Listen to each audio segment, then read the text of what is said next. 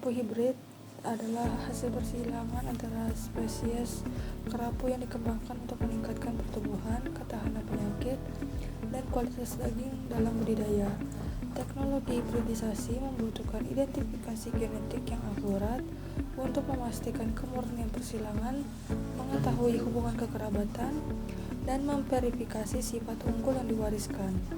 Untuk memastikan kemurnian hasil persilangan serta mengetahui asal-usul genetiknya, diperlukan analisis molekuler yang akurat. Salah satunya menggunakan metode Basic Local Alignment Search Tool atau yang bisa disebut dengan BLAST, yang merupakan metode untuk membantu membandingkan urutan DNA kerapu hibrida, mengidentifikasi spesies, mengukur kesamaan gen, mendeteksi variasi genetik, dan membantu dalam validasi hasil hibridisasi serta meningkatkan kualitas produksi budidaya.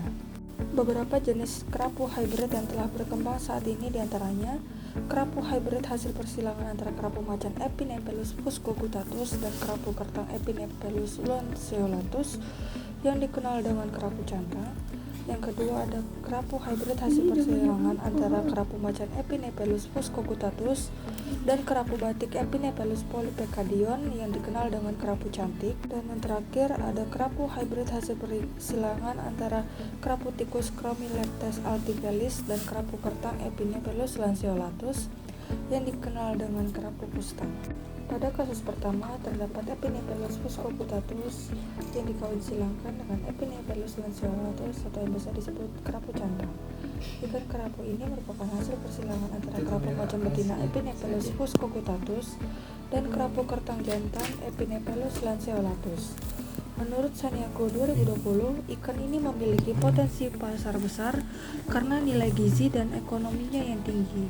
Kerapu cantang dikembangkan untuk budidaya di keramba jaring apung dengan keunggulan pertumbuhan 2 kali lebih cepat dibanding kerapu macan biasa. Hasil analisis menunjukkan bahwa sekuens DNA hybrid memiliki kesamaan alignment DNA sebesar 98,94% dengan induk jantan yang merupakan sekuens genom lengkap mitokondria Epinephelus fuscoguttatus, di mana data alignment ini terperinci menunjukkan skor yang sangat tinggi dengan 99% identitas dari 16.655 basa dan hanya terdapat 0% gaps yang mengonfirmasi hubungan genetik yang sangat erat antara kerapu hibrida dengan DNA mitokondria induk jantannya. Yang kedua, untuk hasil dari betina yaitu menunjukkan sekuens hibrida memiliki kesamaan alignment DNA sebesar 89,8% dengan induk betina tersebut, di mana data alignment ini terperinci menunjukkan tingkat identitas 89%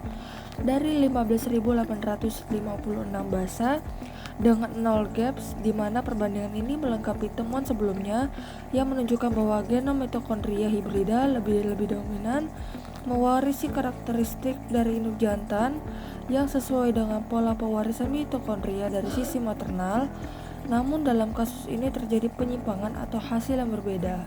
Dan yang terakhir, untuk hibrid ikan kerapu cantang terdapat sekuensi induk jantan dan sekuensi betina yang menunjukkan kesamaan 100% yang menegaskan bahwa genom mitokondria hibrida secara genetik identik dengan induk jantannya.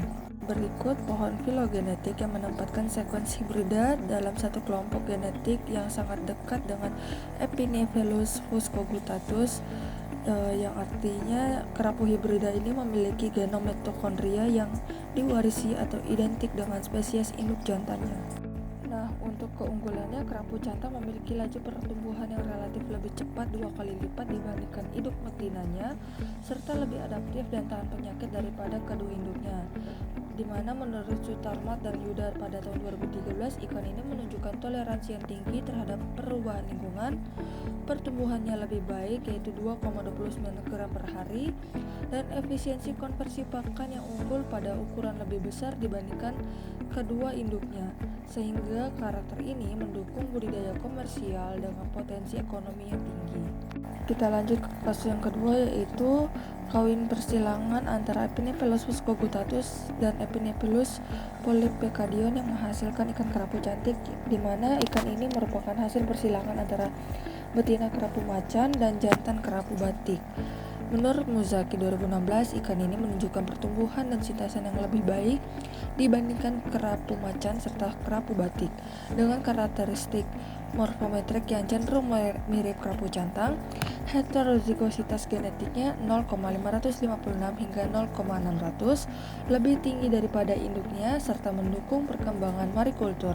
Untuk hasil belas yang jantan, sekuens hibrida menunjukkan kesamaan alignment DNA sebesar 99% dengan induk jantannya, yaitu Epinephelus polypecadion mitokondrion, dan mengonfirmasi tingkat kemiripan sekuens DNA mitokondrianya tinggi antara kerapu hibrida dengan induk jantannya.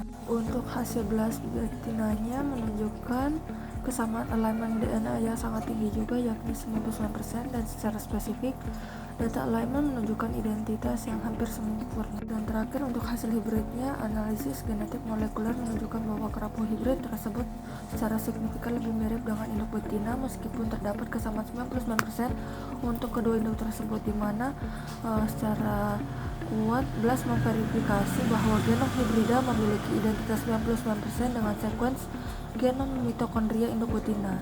Analisis filogenetik yang disajikan dalam bentuk pohon kekerabatan ini semakin menegaskan kedekatan genetik hibrida tersebut dengan garis keturunan Epinephelus cogitatus karena ia berkelompok erat dengan spesies induk betinanya dan hibrida lainnya yang melibatkan spesies tersebut.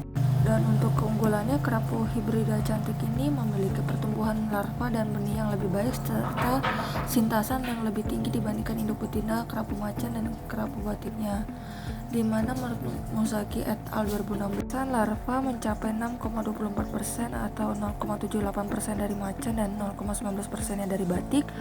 Pertumbuhan panjang benihnya lebih unggul setelah 4 bulan pemeliharaan, dan heterozigositasnya genetiknya lebih tinggi, dan juga karakter morfometrik serta meristiknya cenderung mirip kerapu macan sehingga mendukung potensi budidaya marikultur.